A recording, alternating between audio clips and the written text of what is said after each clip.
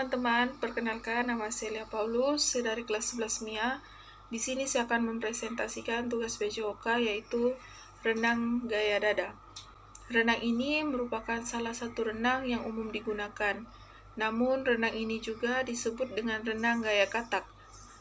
Disebut dengan renang gaya katak bukanlah tanpa alasan, mengingat renang ini menyerupai dengan hewan katak. Nah, renang ini menggunakan tangan dan kaki untuk bergerak, sedangkan dada menghadap ke permukaan air bertujuan untuk menimbulkan gaya apung. Selanjutnya, sejarah renang gaya dada. Renang gaya dada konon sudah ada sejak zaman batu. Hal ini dibuktikan dengan adanya ukiran-ukiran yang ada di batu purbakala. Salah satunya yang digambarkan dalam lukisan di Gua Perenang Mesir Barat Daya, di mana mereka berenang menggunakan kaki meniru gaya seekor katak. Dalam prasasti di Babilonia kuno terdapat lukisan tersebut, disebut oleh orang Assyria. Sekitar tahun 1538, Profesor ilmu bahasa dari Jerman bernama Nikolaus Wunman menerbitkan buku berenang yang pertama, Colymbetes. Tujuannya untuk mengurangi resiko bahaya tenggelam. Di buku tersebut berisi cara belajar berenang dengan gaya dada atau gaya katak.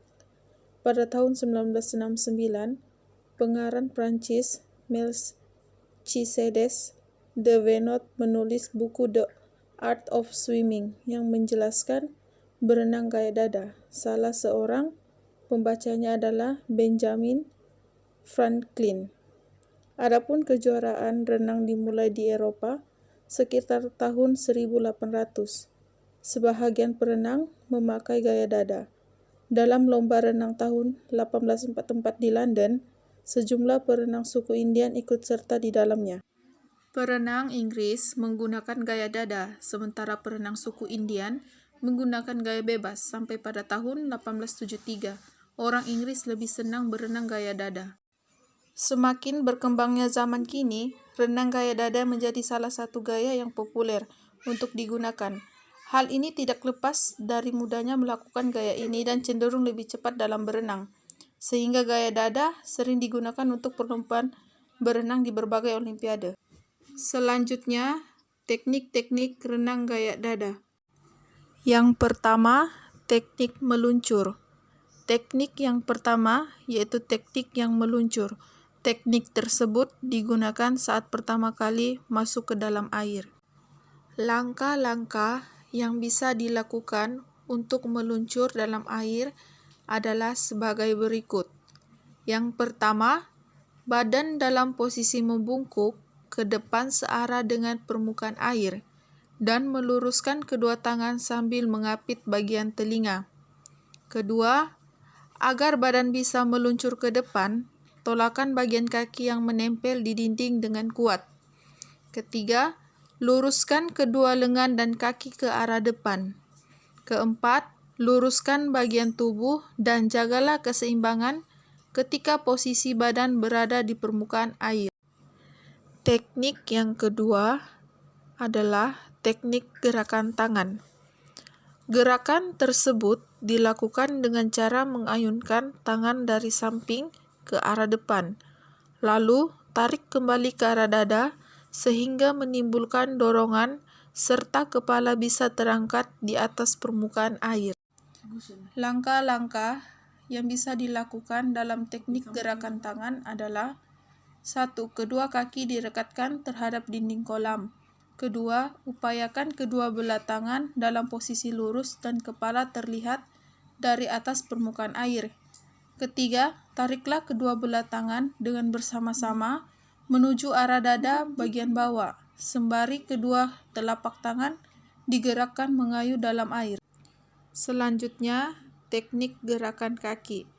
Teknik ini yang bisa membuat kecepatan berenang semakin kencang. Langkah-langkah yang bisa dilakukan dalam teknik gerakan kaki adalah: yang pertama, badan dalam posisi menelengkup. Kedua, kedua belah tangan berpegangan pada bagian dinding.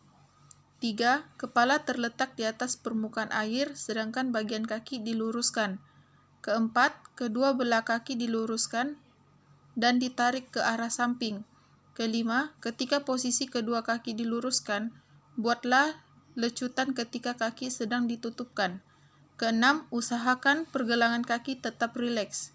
Ketujuh, lakukan latihan tersebut secara berulang-ulang dengan kekuatan kecepatan maksimal sehingga akan terasa adanya tekanan ketika tubuh dalam posisi meluncur ke depan. Yang terakhir, teknik bernafas. Teknik bernafas, dalam menarik nafas dihadapkan kepala ke permukaan air, akan mempermudah untuk menarik nafas.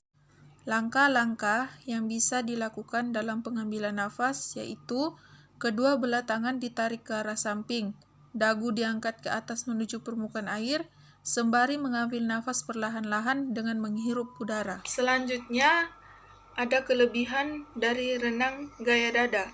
Ada 3, yaitu 1. Lebih mudah dilakukan. 2. Bisa membentuk tubuh. 3. Baik bagi kesehatan. Nah, yang terakhir ada manfaat dari renang gaya dada tersebut. Yang pertama, bisa menurunkan berat badan, bisa menurunkan kolesterol, bisa menurunkan gula darah, dan bisa menghilangkan stres. Demikian presentasi dari saya. Sekian, terima kasih.